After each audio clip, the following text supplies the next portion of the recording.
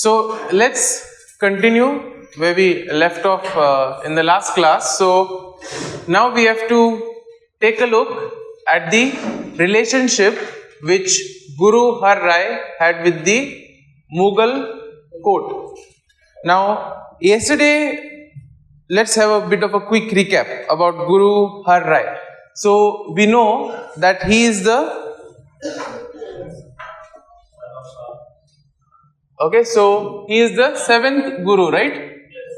So he is the 7th Guru, and now we see that he was the son of Baba Guru Ditta, who was the eldest son of Guru Har Gobind, which makes him the kind of grandson of Guru Har Gobind.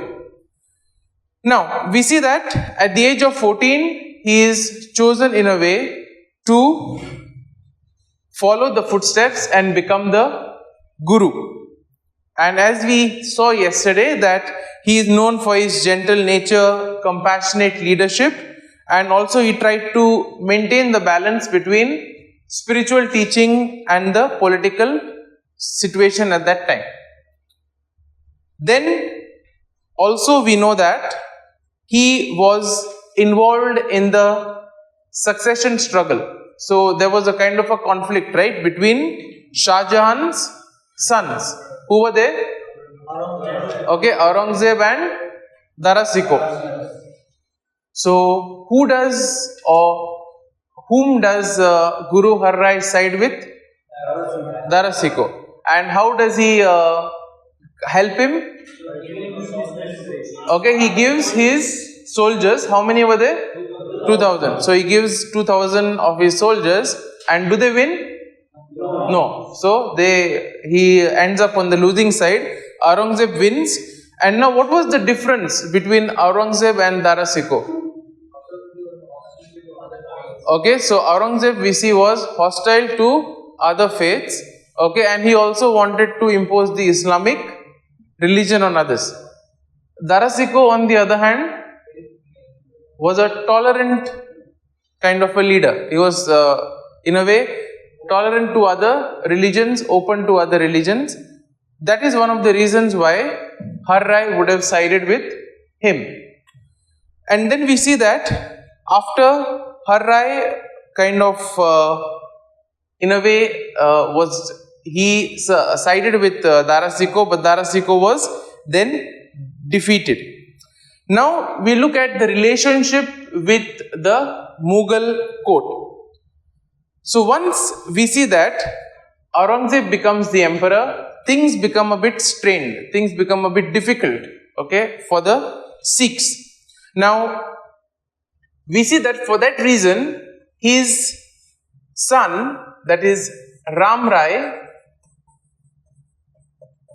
he was sent to the Mughal court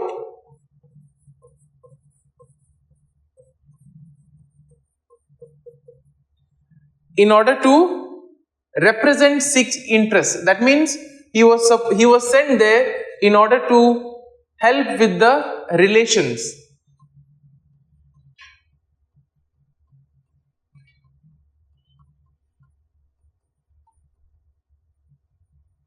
As a kind of a representative there, to make sure that there is no big conflict between the Mughals and the Sikhs.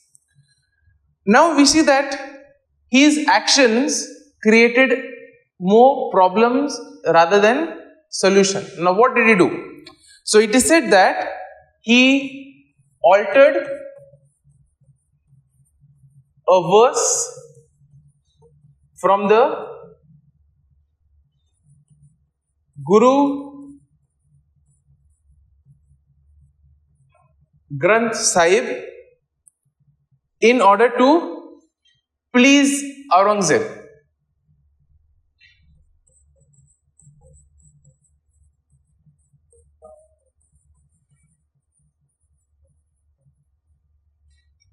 So he changed a verse, he may have changed the interpretation just in order to win the favor of Aurangzeb, just to please him. Now we see that this was seen as a betrayal. So this was seen as a betrayal, because as we know, the gurus were very much devoted to the principles, they were very much devoted to the teachings. So this, just to please somebody, to alter the whole verse, to change its meaning, was seen as a betrayal, and as a result of it, Guru Har Rai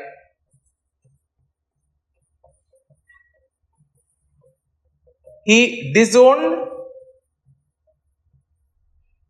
Ram Rai. So he cut out all relations with his son Ram Rai, because he had in a way betrayed the principles, betrayed the teachings by altering a verse just to please Aurangzeb. Now, because of this, we see that he would not succeed Har Rai. Okay, so though he was the son, he would not become the next Guru after the death of Har Rai. Now, in a way, this decision showed how much Har Rai was committed to the faith.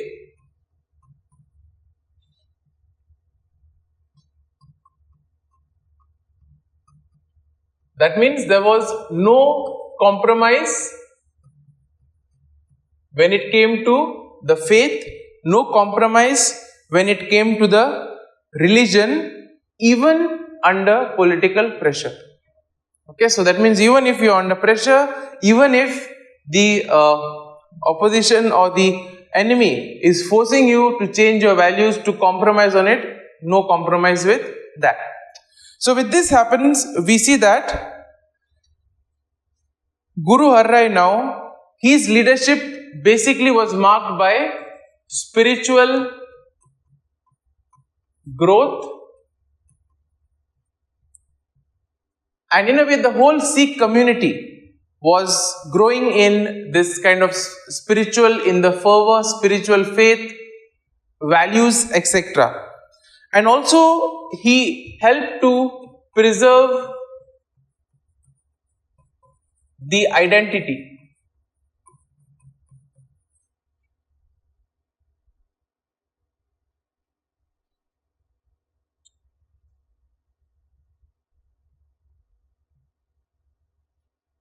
Okay, it is also said that he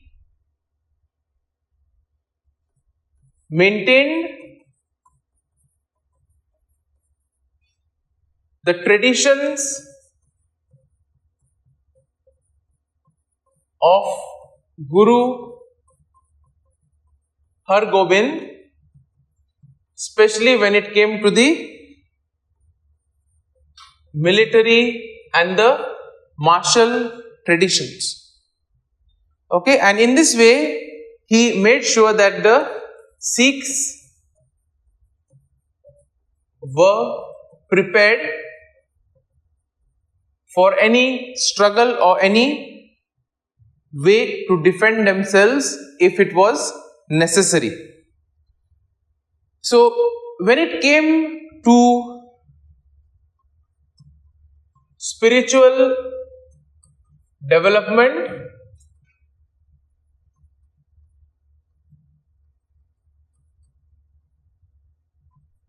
versus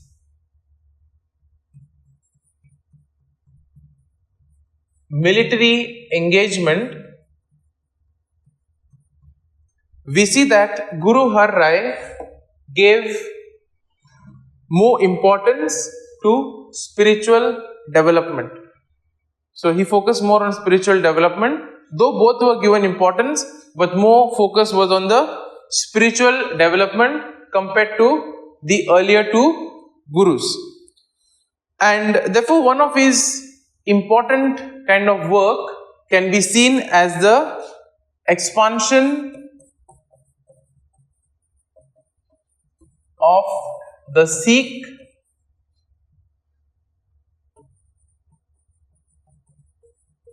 missionary network. Now what does this mean? So in a way he sent out preachers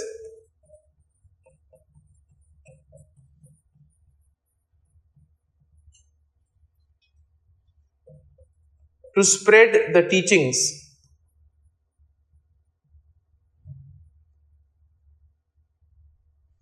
And in this way, the kind of spiritual foundations of the community were strengthened. So he sent out preachers to teach the traditions, to teach the hymns, to teach the principles, values of Sikhism, and in this way he helped in further strengthening the Sikh community. Now, who followed him? It is said that he passed away in 1661 and he served for 17 years.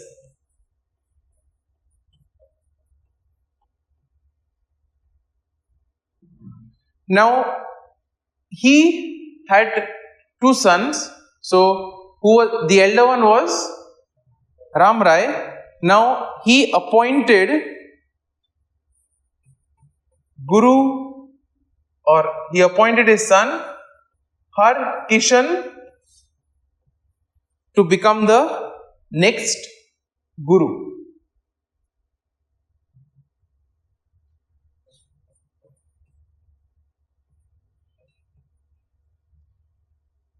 So because of the betrayal, because of the compromise that his elder son, that was Ram Rai, had done, he did not want him in order to succeed, or he did not see in him a fit leader. Therefore, he in a way passed on the reins or passed on the responsibility of the Sikh community to Har Krishan, his younger son. And in this way, we see that Guru Har Krishan becomes the 8th Sikh Guru.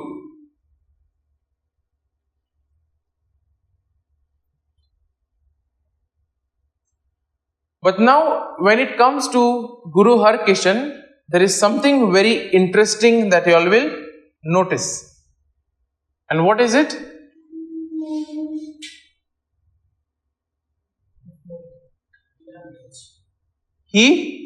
One thing, he became Guru at a young age, but what is something else very notable that you can see? He was Guru for a very short period. So 61, 2, 3, 4. Hardly around 4 years, 3 to 4 years, he was Guru.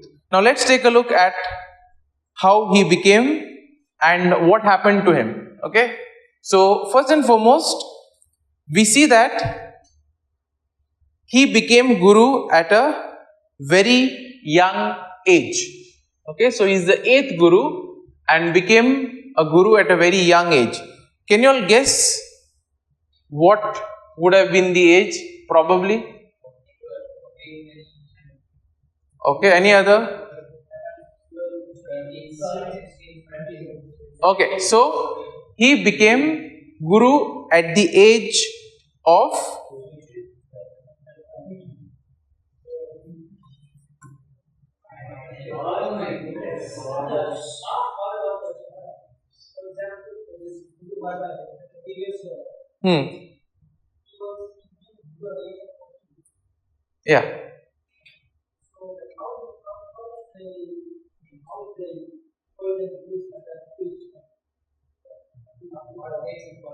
'Okay, so good question. So when what you want to say is like how do you know that who is the next Guru? See, in most cases, as we have seen, it has been when they have kind of seen something that they've seen something in that person. So for example, many a times it may not be that the son becomes, okay, like we also saw in the first case, okay, so Guru Nanak, not his son, but you have Lehna, who had then become the Guru Angad. Similarly, here we see that Guru Har Rai, in a way he was the grandson of Guru Har Gobind. So when they see something which kind of makes them say that, okay, this fellow will be able to take responsibility. Now in this case, we know that since the elder son had betrayed, the only option was the younger son. Okay, so therefore at the age of 5, he was in a way made Guru. Yes, that is there. He can choose somebody who has capacity, but probably there would have been some kind of spiritual insight that they would have got that would have made them take a decision. Because otherwise, we see that entrusting the leadership to a person of 5 years old, there may be many questions. So, in a way, it was not just done overnight. Probably there would have been some spiritual insight which he had got, which would have probably led him to appoint Har Kishan at the age of 5. Despite being at the age of 5, okay, as I already said, he was already known for his wisdom, compassion, and spiritual insights. Okay, sometimes we see that I've heard of this term child prodigy. Okay, so people who at a very young age are able to excel and do tasks even what some people at the age of 20, 23 may struggle to do. Okay, so he was one of those kind of child. Okay, and in this way, these were the qualities which his father, Guru Har Rai, saw in him and thus decided to make him the next Guru. So even though at the age of 5, these qualities made him a fitting Guru at that time. Now, it is said that during his very brief tenure, okay, so hardly 4 years, he was called to Delhi by Aurangzeb, the Mughal emperor.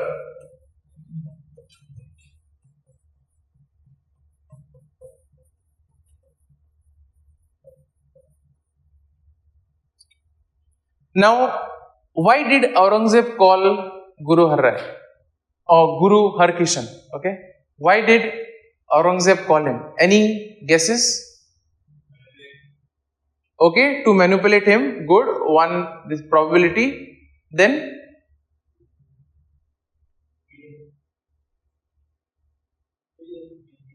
okay, yes, maybe to also kill or maybe kind of capture, because obviously there were tensions between the two. Any other reason? Yeah, imprisonment, capture. Oh, settlement. Okay, good thinking.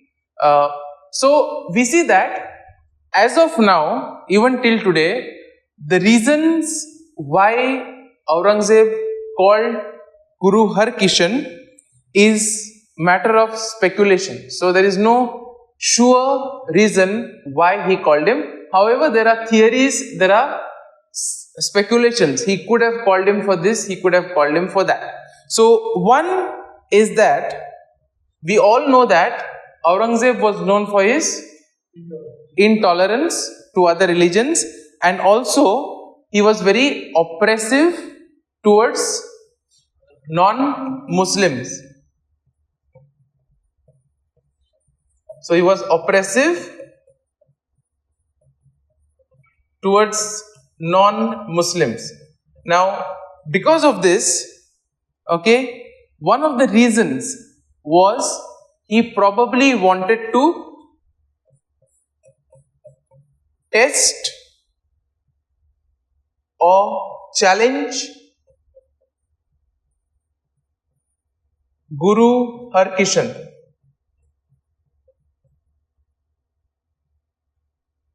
Okay, so probably the understanding or the thinking process may have been, okay, this fellow is known for his wisdom, spiritual insights at such a young age.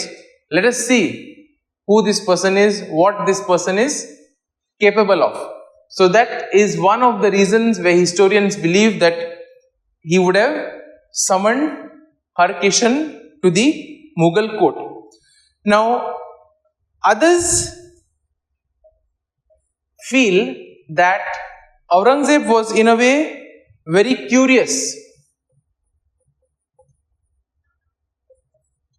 Okay, and he wanted to use this situation in a way probably manipulate and in a way cause divisions within the community. So in a way he wanted to use this situation to undermine the unity that was there in the Sikh community by in a way trying to create some kind of rift or trying to create some kind of problems with regards to the succession. Why? We already know that his elder brother is already in the Mughal court. Now we see that despite the potential dangers, okay, so there were, at that time his advisors or those who were there would have probably told him that maybe it is not safe to go, it could be dangerous for your life, etc. Then there were a lot of kind of things like, okay, maybe it is not safe to go, but still we see that Guru Har Krishan decides to take the journey, decides to go to Delhi, and this shows his courage and determination, as well as commitment to his role of the Guru.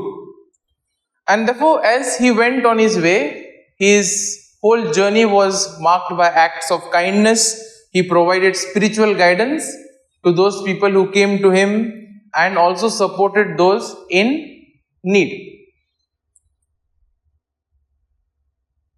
So during those days, we see that smallpox was highly contagious and also deadly.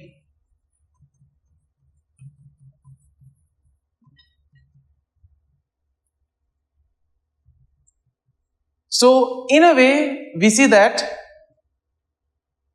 while he was in Delhi, he got smallpox, and in spite of his illness, we see that he continued to serve others.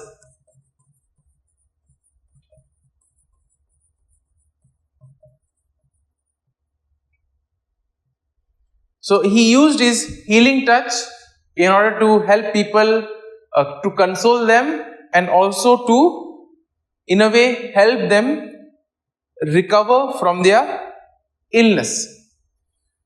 Now, despite his efforts, they say that he died in 1664 on 30th of March.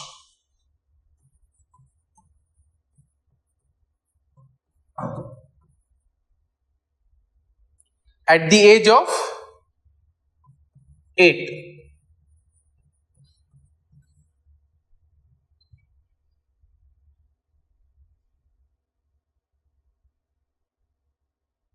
So in a way, his death was deeply mourned, or it actually in a way left the community in deep mourning. Why? Because he, first and foremost,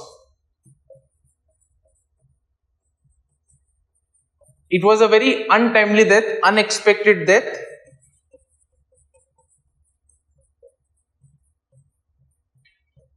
And next, we see that he was also known for his wisdom, insights, and in a way, he had made quite the impression on the Sikh community. So therefore, they were deeply affected by his passing away. So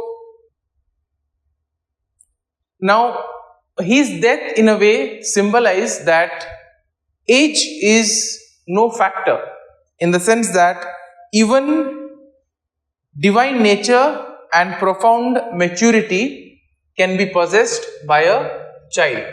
That means even a child can have divine nature and spiritual maturity.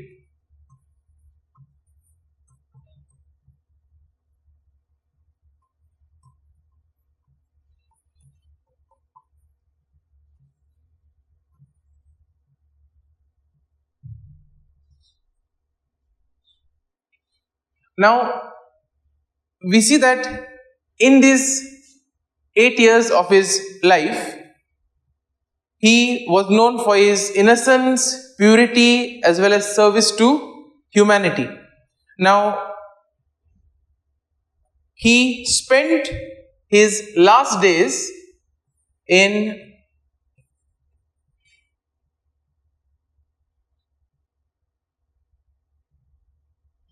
the Gurdwara Bangla Sahib, which in a way is a place commemorating his life, and so a place of pilgrimage which commemorates his life as well as his service. And therefore we see that his nature of service becomes an inspiration, or is an inspiration to all, because in spite of his illness, he still wanted to reach out to others and serve others. So his life also showed that in the Sikh belief, leadership is not restricted to age, or it is not restricted to any worldly power, but spiritual wisdom. Okay, so leadership is based on spiritual wisdom as well as the commitment or willingness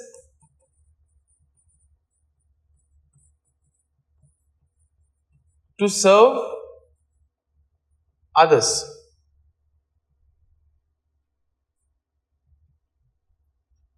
Now, it is very interesting to know that before his death, he did not explicitly name the next successor, or he did not name his successor, did not name his next guru. But it is said that he uttered the words Baba Bakala,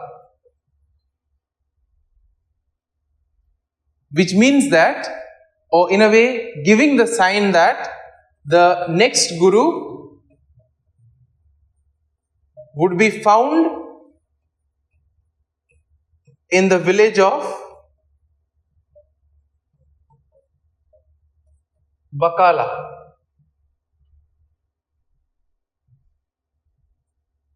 Okay, and then this eventually leads to the identification of Tegh Bahadur as the 9th Sikh Guru.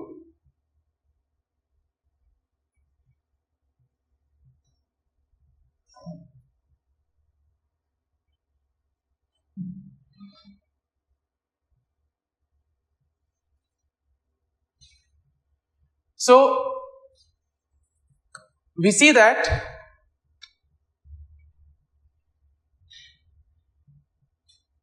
he served from 1664 to 75.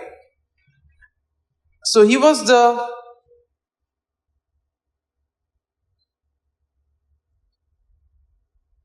son of Guru Har Gobind,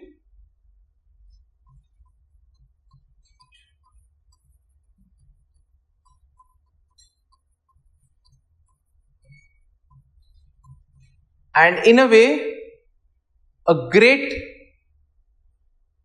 grand uncle, you can say, of Guru Har Krishan. Now again, he was known for his commitment to justice,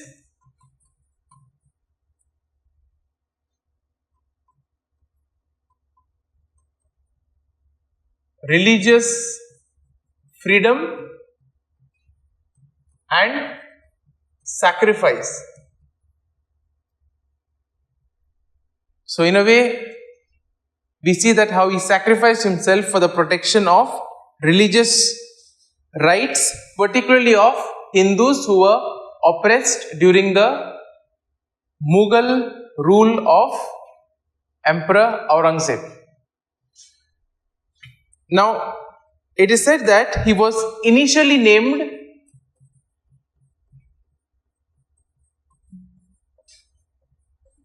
as Tyagamal, which means brave sword wielder, the one who has the brave, one who possesses the brave sword. So he showed great bravery when he was battling alongside his father, Guru Har Gobind. And here we see that despite his warrior spirit, he also in a way was deeply spiritual.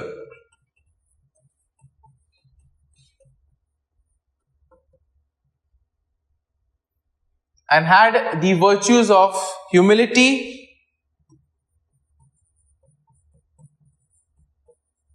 known for his meditation, and also service to humanity.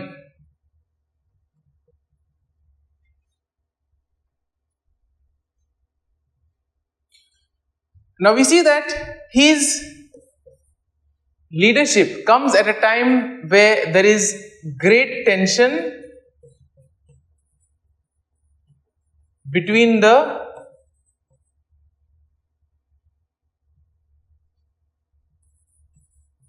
Mughal Empire and the Sikh community. Because of the oppressive rule, because of the nature of intolerance that Aurangzeb was known for. And we see that Aurangzeb's policy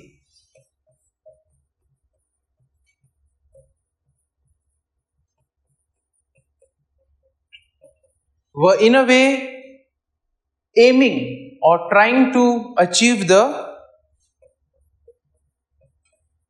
Islamization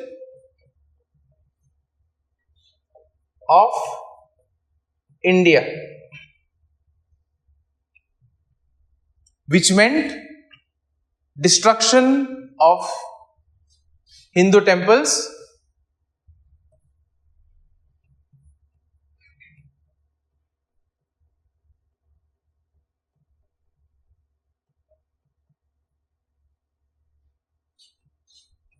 closure of Hindu schools, and also the imposition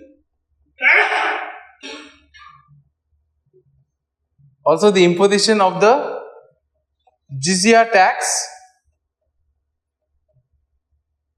on non-Muslims, apart from also having forced conversions. Okay, so all this in a way created a lot of fear, a lot of insecurity among the people. And therefore we see that Tegh Bahadur now has to deal with all these situations during his leadership. Okay, so in a way now his leadership is in a way put to the test. You have all these things happening, and therefore people are looking up to you to do something about the situation. So what does he do in order to face these challenges? So we see that he traveled to spread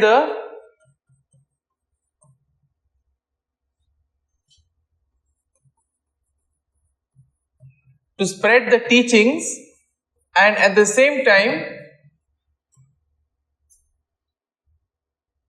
to offer support to those who were suffering.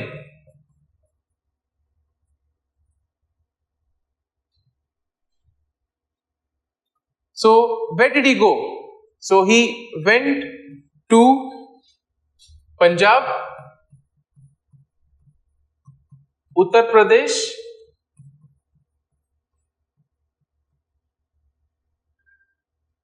Bihar,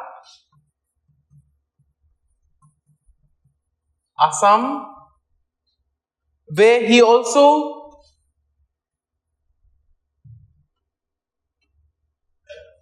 he travels here and also establishes Sikh centers.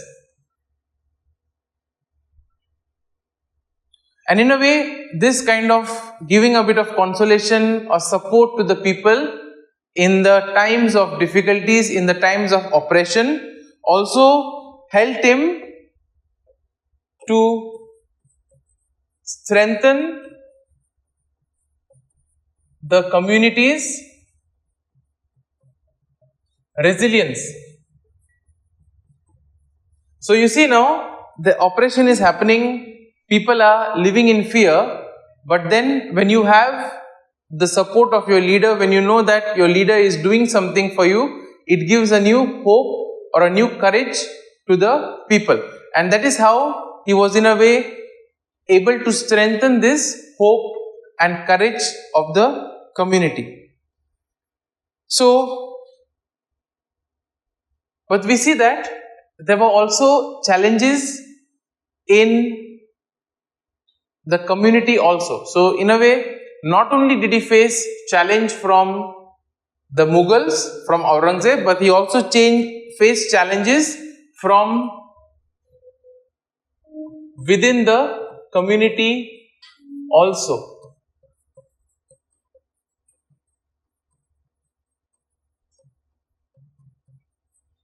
It is also said that there was dissent, there was also the attempt that was made in order to assassinate him. And what is very interesting is that he displayed forgiveness and compassion on his assassin. So more about him or what happens to him, we shall see in the next class. Okay, so thank you.